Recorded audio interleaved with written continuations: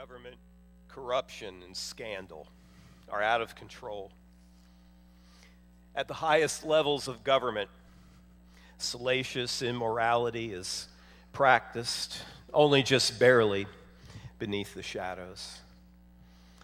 Minority populations are routinely disenfranchised, and those with a faith component to their lives, that component that trusts in the one and true and living God, are despised and marginalized by the powers of the day. Political intrigue, graft, and underhanded posturing in the shadows of government is rampant. Within the whole country, it is evident. Ultimately, money is the language that speaks the loudest and that really gets things done. The international situation is a total disaster as government does not know seemingly what to do or what position to take on it, when to act and when not to. And though still the biggest and most powerful country in the world, foreign conflicts drain the energies and the national coffers for self-defense. No matter how you slice it, it is a mess everywhere you look. I mean, where is God in this? Oh, I'm sorry. Did you think I was talking about the United States? Oh, in 2015? Oh no, I'm sorry. No, that was just an introduction to the sermon to give you a sense of what it was like in Persia, 5 centuries before the coming of Christ, in the era of the Bible, where the story that we're going to look at in this series, the story of Esther, is told.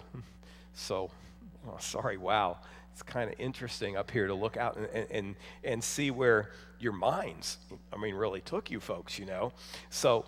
Well, as we talk about Esther and her adventures over the next 6 weeks, I guess it's not really going to be probably then that difficult for you to be able to apply it and get a sense of how living in a strange culture with one set of values that's alien to the world around you, what that is like and what we can learn and what we can apply from this story.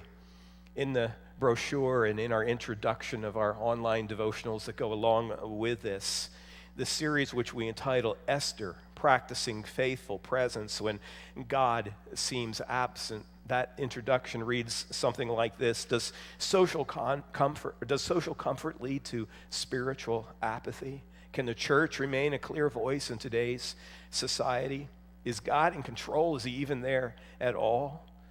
Well, these kinds of questions weave their way through the story of Esther, an unlikely young woman who becomes the queen of Persia.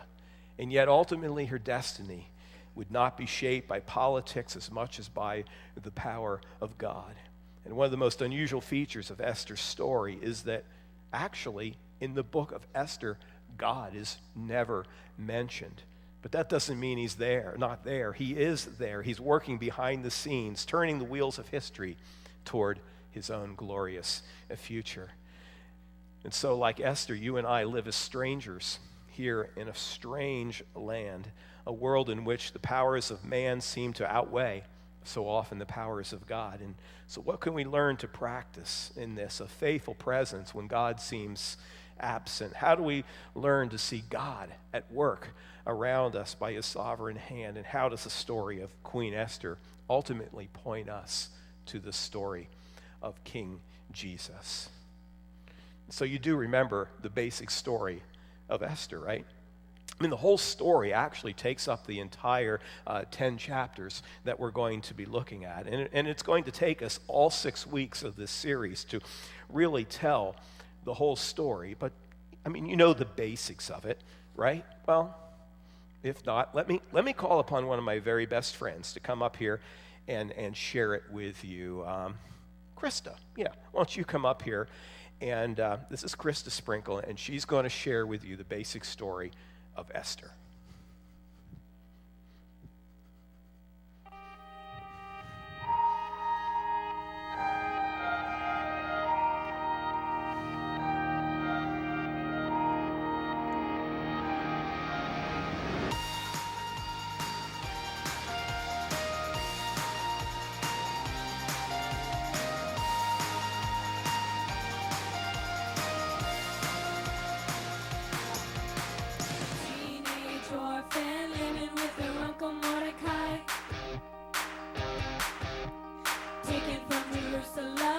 the Jews were exiled.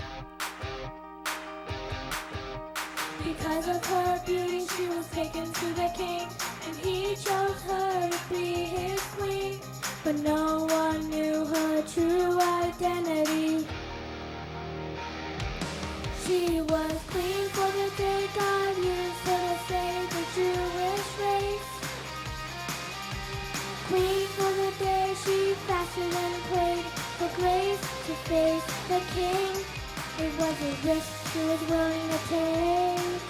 For such a time as this, Esther was made queen for the day.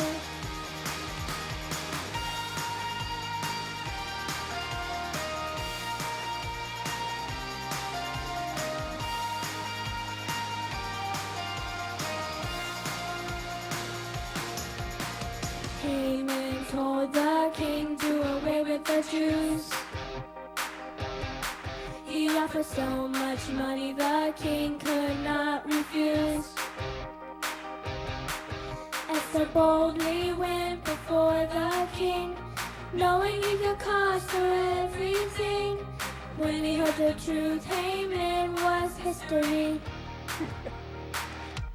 She was queen for the day God used her to save the Jewish race. Queen for the day she fasted and prayed for grace to face the king. It was a risk she was willing to take. For such a time as this, Esther was made queen for the day.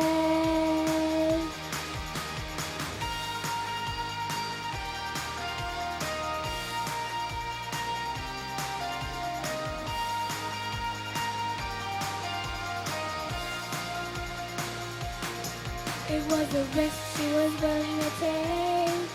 For such a time as this, Esther was made queen for the day.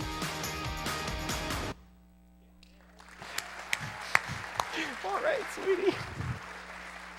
Girl, here we go. Girl. Thanks so much. All right.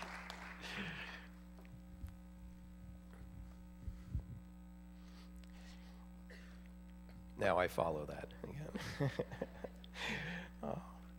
Today we set the background for the entire story and series, seeing how Esther came upon the scene and was put in a very big place of prominence. And though it's all through a complicated set of very providential circumstances, again, as God is not mentioned at all in the book, clearly his hand is behind all of the events, as we know he is in our world and in our lives, though we seldom see and often feel like, where is he and what is happening? Yet the truth remains that he is, in a word, sovereign. He is sovereign. He is behind it all with his authority and with his power.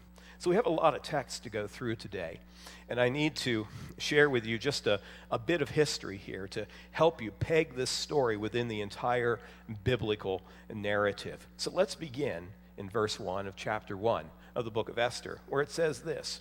This is what happened during the time of Xerxes. Now, perhaps you have a scripture today, and it uses the word Ahasuerus. That's a Jewish name, same person, Xerxes, Ahasuerus. Sometimes he goes by each of those names in the scriptures, and depending on the translation that you would have. And this, it says, is Xerxes, who ruled over 127 provinces stretching from India to Kush. Now, Kush would be like the Nile river basin, so northeast Africa. So that's a large area of land. This is a major world empire. And at the time King Xerxes reigned from his royal throne in the citadel of Susa, and in the 3rd year of his reign, he gave a banquet for all his nobles and officials. The military leaders of Persia and Media, the princes and the nobles of the provinces were present.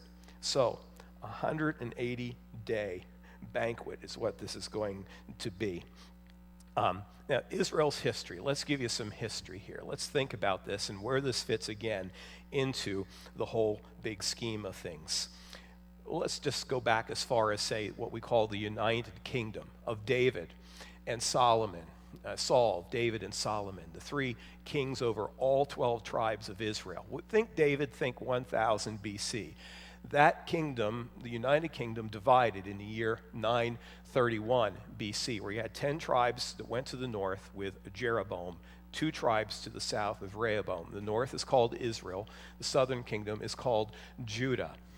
And so the northern kingdom is taken away into captivity, conquered by the Assyrian Empire in 721 BC.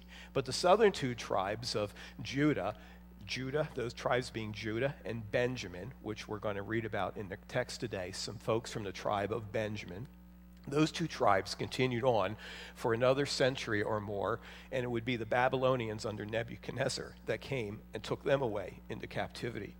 And you see that there are 3 dates there, because there are 3 different times that Nebuchadnezzar came and besieged Jerusalem, making them kind of a vassal people. In the first 2, they rebelled against that. God didn't want them to rebel against it, but they did, and he'd come back, he'd beat them up some more, and finally he really whooped them good in 586 BC.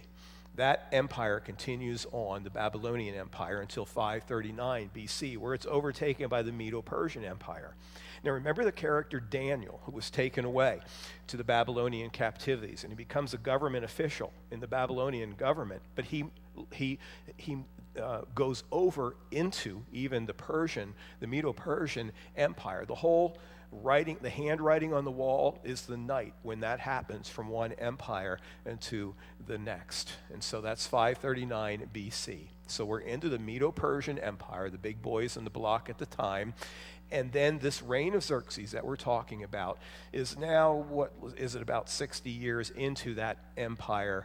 He reigns from 485 to 465 BC. So the events we look at today will be in the 3rd to the 7th years of that reign. So that gives you a little bit of the history and puts you in context historically. Going back to the text, in chapter 1, verse 4, for a full 180 days, he displayed the vast wealth of his kingdom and the splendor and glory of his majesty. And when these days were over, the king gave a banquet lasting 7 days in the enclosed garden of the king's palace for all the people, from the least to the greatest, who were in the citadel of Susa. The picture in the slides shows the remains that exist even to this time. And this place, it's in the country now of Iran, at the very top of the Persian Gulf, in what would be like southwest portion of the modern day Iran. So the 180 days, so there's 2 feasts here, there's 2 things. The 180 days gathers all these people together. And what we believe historically is happening is that he has gathered together all of the big dogs of his military and leadership around the country. And they are preparing for a war effort against the newest big boys on the block, the Greeks. This is the rising Greek Empire in the Mediterranean basin. And the Greeks had recently beaten the Persians and Xerxes' father in the Battle of Marathon. Though Xerxes' huge fleet had won another battle, the Battle of Thermopylae. And so you have this rising empire of the Greeks fighting against the Medo-Persian Empire back and forth. These guys have 180 days of drinking and planning together as to what they're going to do. And then they have a final 7 days, which is a total drink fest. And this, they invite the entire population in, from great to small. And so, well, you know nothing good is going to come out of a situation like that. Continuing on in verse 6, it says, the garden and hangings of white and blue linen, those are the colors of the empire, fastened with cords of white linen and purple material to silver rings on marble pillars. There were couches of gold and silver on a mosaic pavement of porphyry, marble, mother of pearl, and other costly stones. Wine was served in goblets of gold, each one different from the other, and the royal wine was abundant, in keeping with the king's liberality. By the king's command, each guest was allowed to drink with no restrictions, for the king instructed all the wine stewards to serve each man what he wished. Oh my, you can see this is going in a bad direction. Queen Vashti also gave a banquet for the women in the royal palace of King Xerxes.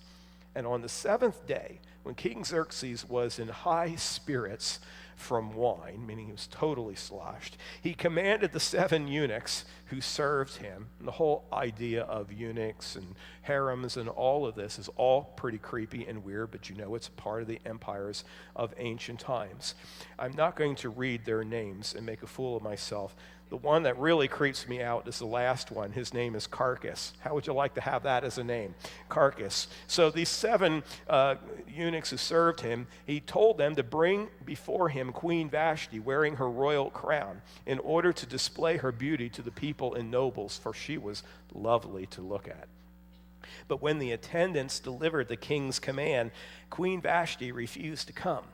And then the king became furious and burned with anger.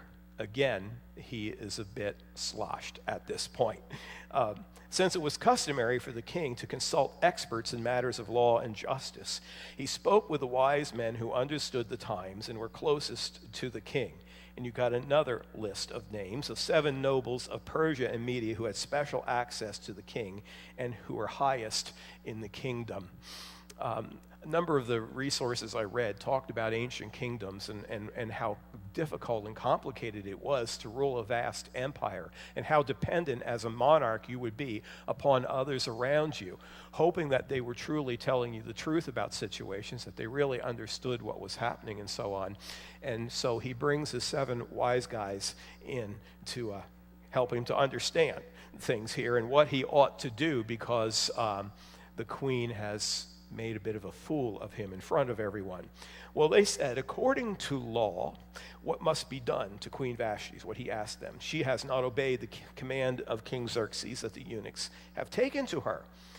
And then Buchman replied to the presence of the king and nobles, Queen Vashti has done wrong, not only against the king, but against all the nobles and the peoples of the provinces of King Xerxes. For the queen's conduct will become known to all the women, so they will despise their husbands and say, King Xerxes commanded Queen Vashti to be brought in before him, but she would not come, so I'm not going to come and do what you want. Oh, you get the idea. This very day, the Persian and Median women of nobility who have heard about the queen's conduct will respond to all the king's nobles in the same way. There will be no end of disrespect and discord. Oh my, this is a grievous problem. This is a kingdom-wide problem. If the number 1 first lady of the kingdom is going to show this kind of disdain, what will all of the others do, including the wise guys' wives?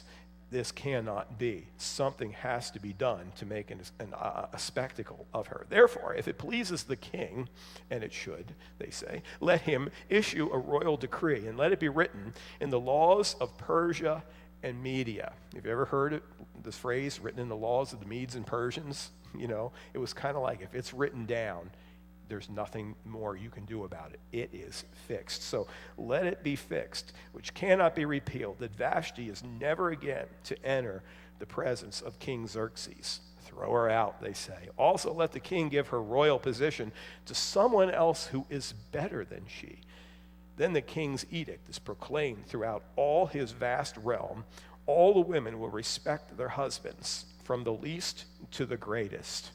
I mean, wait, ladies, this would really impress you, wouldn't it? I mean, it would make you want to, yeah, right. And when they say they're going to go throughout the realm and kind of, you know, the Persians did do something really well. They kind of invented the first Pony Express communication system. They had a very elaborate system of getting word quickly throughout the empire. They had horsemen at different points. One would go to one, they would go to the next, the next, the next, and so on. And so word could quickly spread, and we'll see that come back again in the text and in the story. So verse 21, the king and his nobles were pleased with this advice. So the king did as Buchman had proposed. He sent dispatches to all parts of the kingdom, to each province in its own script. So you have different ethnic populations, and to each people in their own language, proclaiming that every man should be ruler over his household using his native tongue. Wow. So, big news, breaking news throughout the empire. The men are in charge. Well, we turn over to chapter 2. Later, When King Xerxes' fury had subsided, and when the wine had left his system, we could read into that as well, he remembered Vashti and what she had done and what he had decreed about her. Then the king's personal attendants proposed, "Let a search be made for beautiful young virgins for the king." So after some time, he's missing the queen. He's missing her presence. He's missing everything about it, and he's realizing that maybe the advice was unfortunately not the best advice that he received. So let the king appoint commissioners in every province of his realm to bring all these beautiful young women into the harem at the citadel of Susa.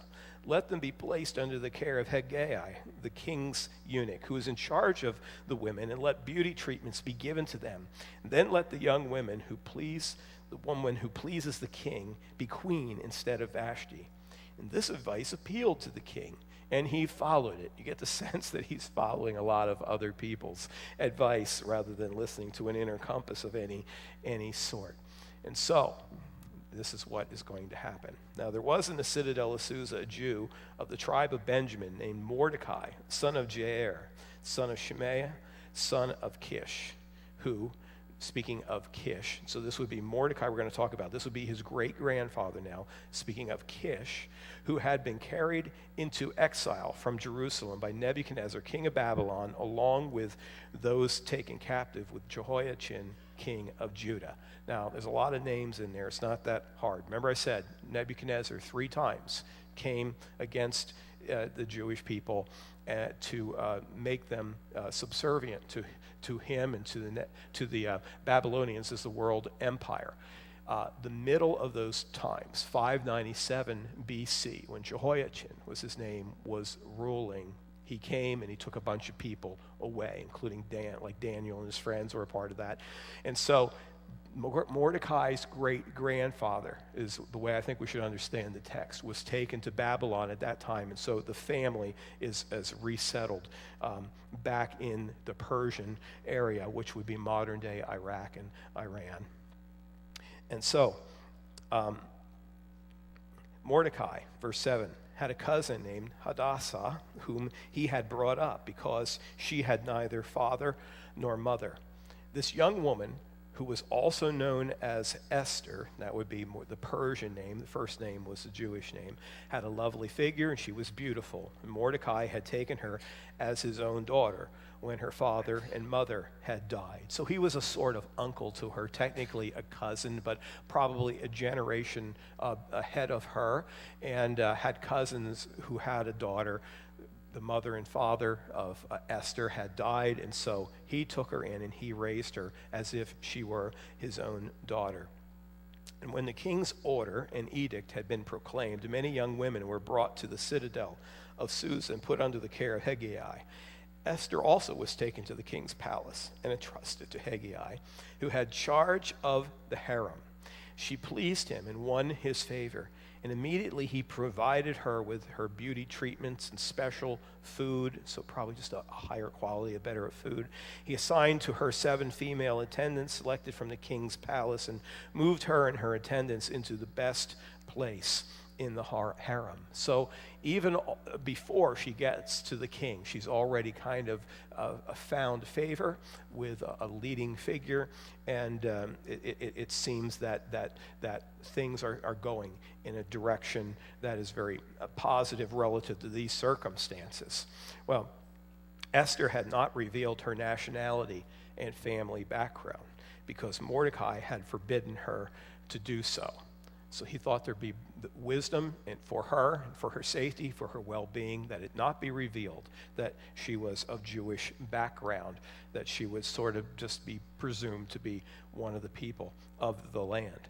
And every day he walked back and forth near the courtyard of the harem to find out how Esther was and what was happening to her.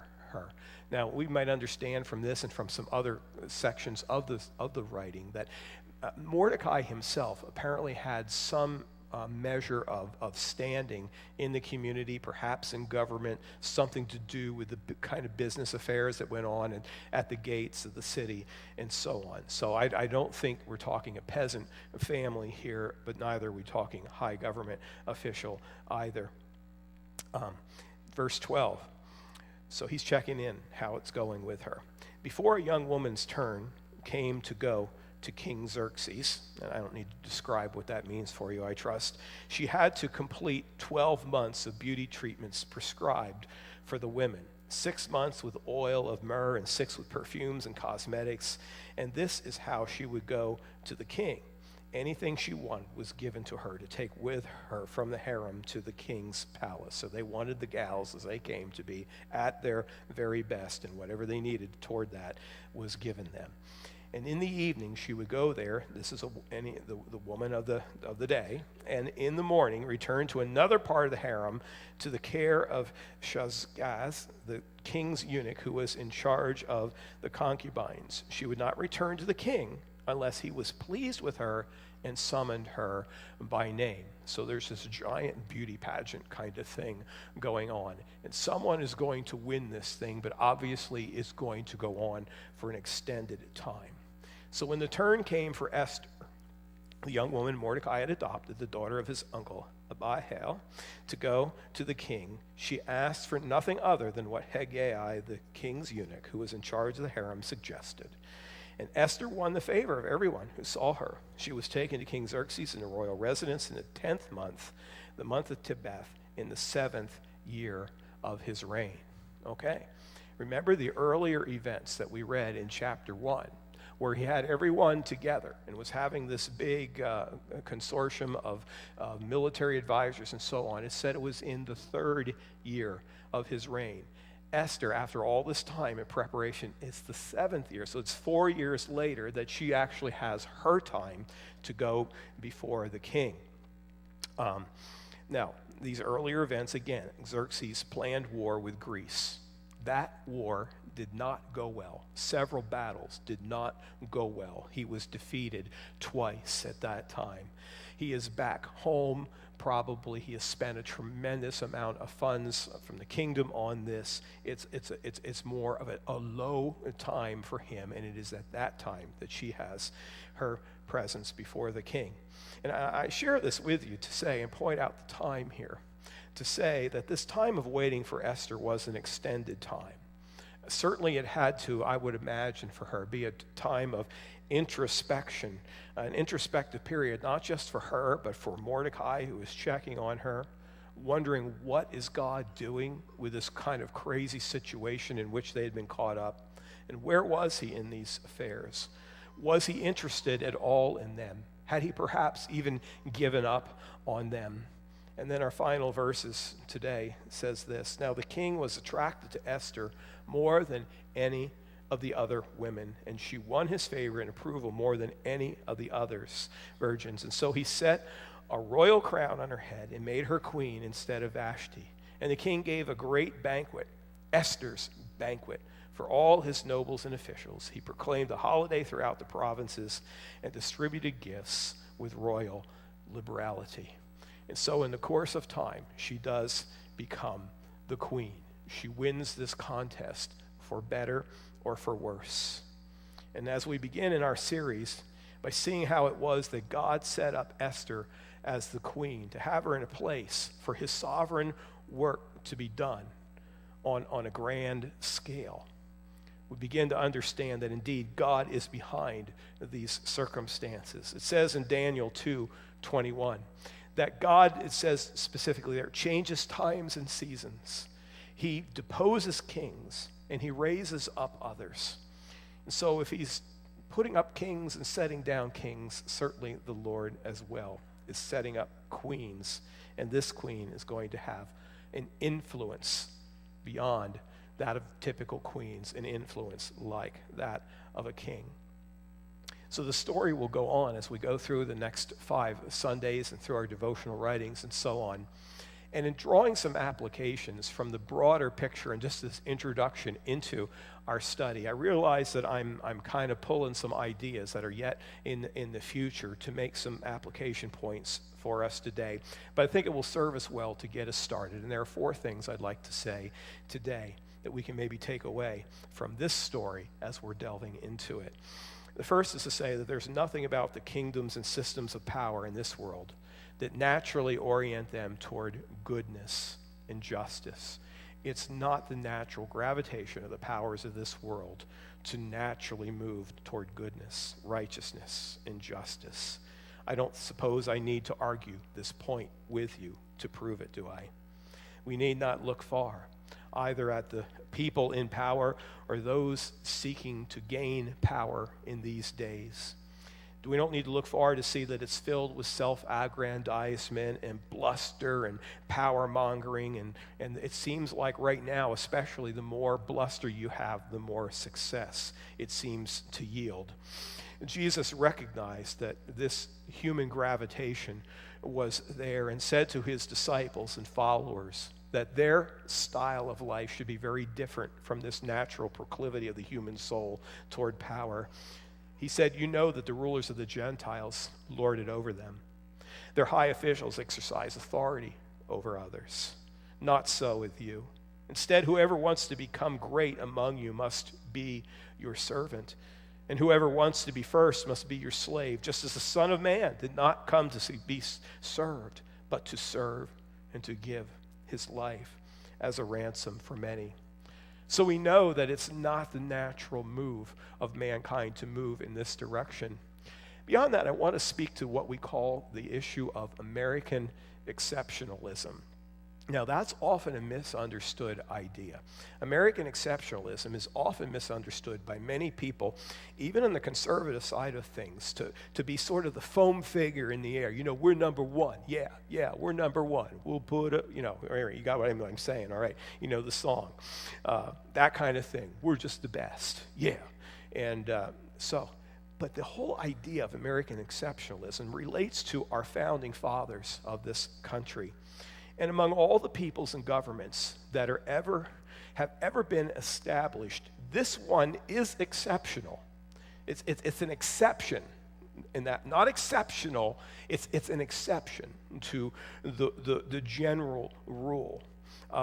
Because our founding fathers did put forward what could be seen as the best and the most noble and biblically oriented, though hear me clearly, admittedly still very flawed, that system of governance that gave understanding of the principle of recognizing God as sovereign, of recognizing man as the creation of God, yet given by God inalienable rights, but at the same time, when it came to establishing government of men among men, the founding fathers understood the nature of man, and so they put in the systems of our government restraint on powers, checks and balances, the divided authority of branches of government so that there be accountability and so on.